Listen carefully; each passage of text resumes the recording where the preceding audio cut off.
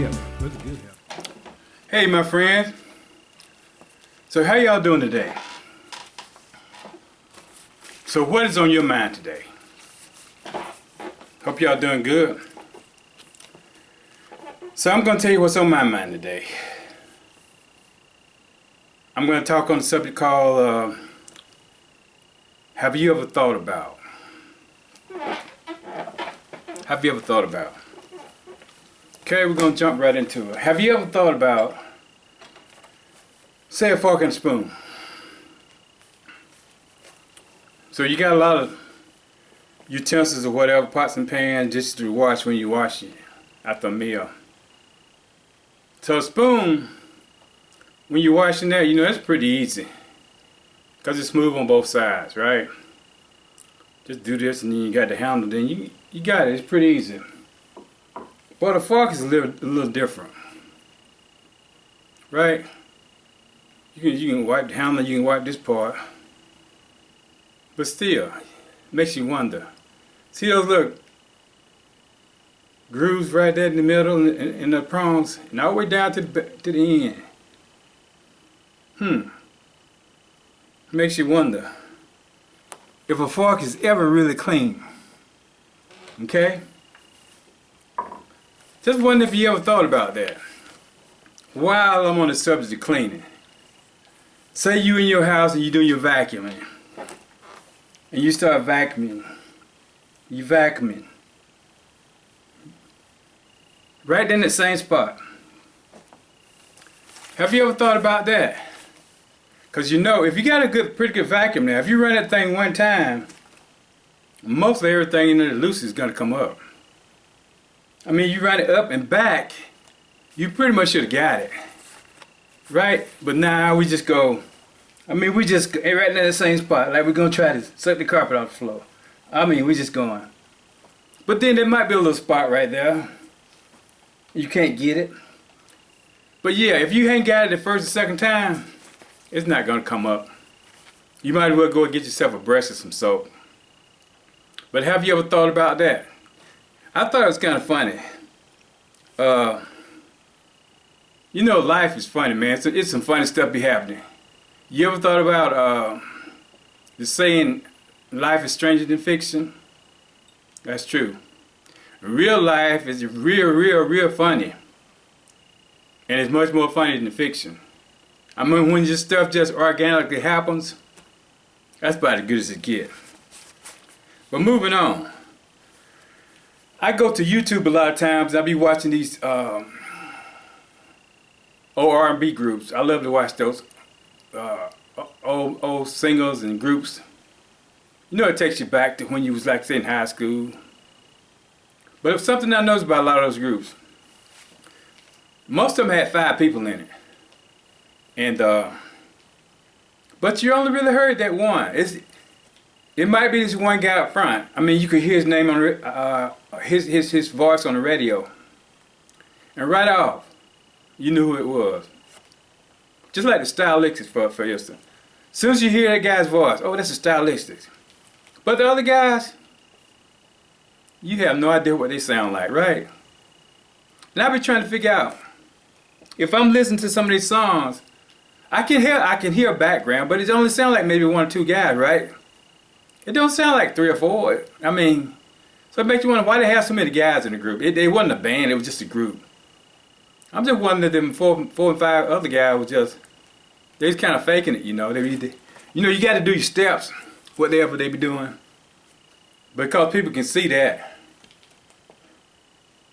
But half of them might not even been singing.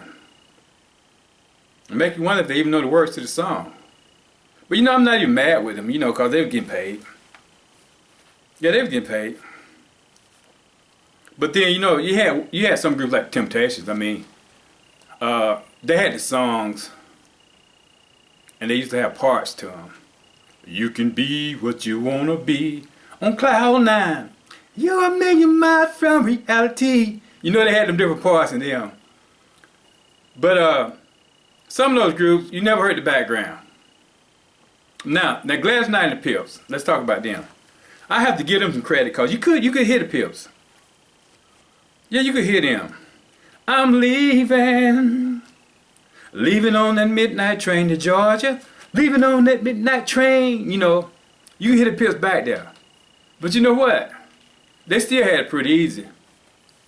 They didn't have to know the words to the songs either. All they had to do was just repeat after Gladys. Neither one of us have to be the first to say goodbye. Pimps, goodbye. They didn't have to do no work. They had to do their little steps, you know, the Pip steps. But you make you wonder about some of the background singing, if they could really do two things at once. You know, some people can't do two things at once, so maybe some of them could just dance and not sing at the same time. Maybe that's why you didn't hear them, I don't know. I just wonder if I happened to run into one of those Pips, you know, three of them. Just run into one of them on the street one day and say, hey, give me a little bit of Midnight Train to Georgia. I bet they wouldn't even know where to start with that glass, would they? They probably wouldn't even know the words. But I thought that was kind of funny. But have you ever thought about that? And we're going to get a little bit deeper now. Because something else I was thinking about. When people get ready to leave, get ready to pass, what are they thinking about? You know, some people are ill for a long time, number of years, and they probably know that they're not going to get over whatever it is they got. And they have a lot of time to think about passing on. And you wonder what they're thinking about. But have you thought about that? And then some people just go in a hurry. I mean, it might be a car accident. It might be a heart attack. It makes you wonder what their last thoughts were, what they were thinking about. But I've been thinking about stuff.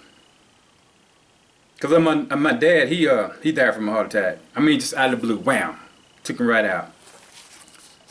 But then it didn't really take him right out. He had a few hours.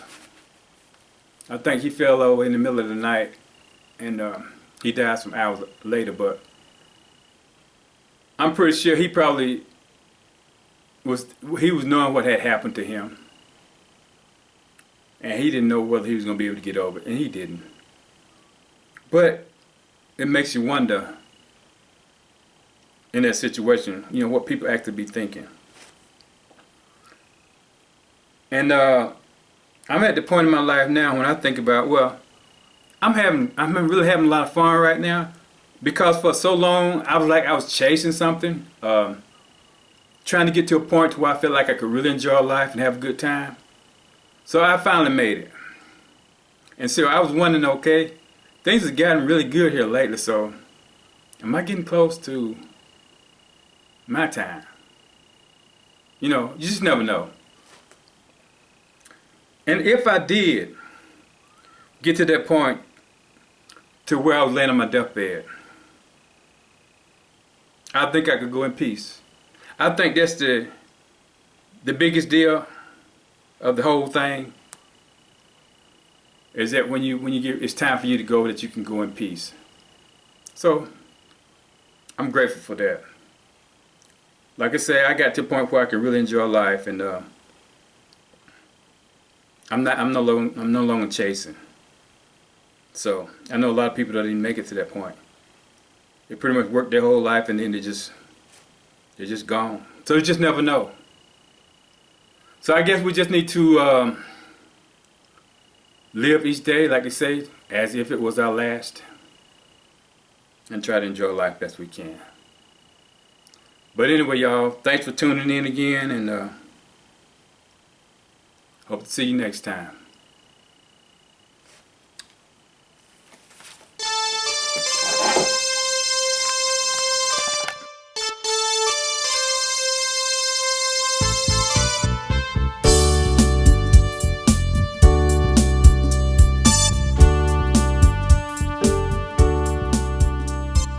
WTF, where's the good help?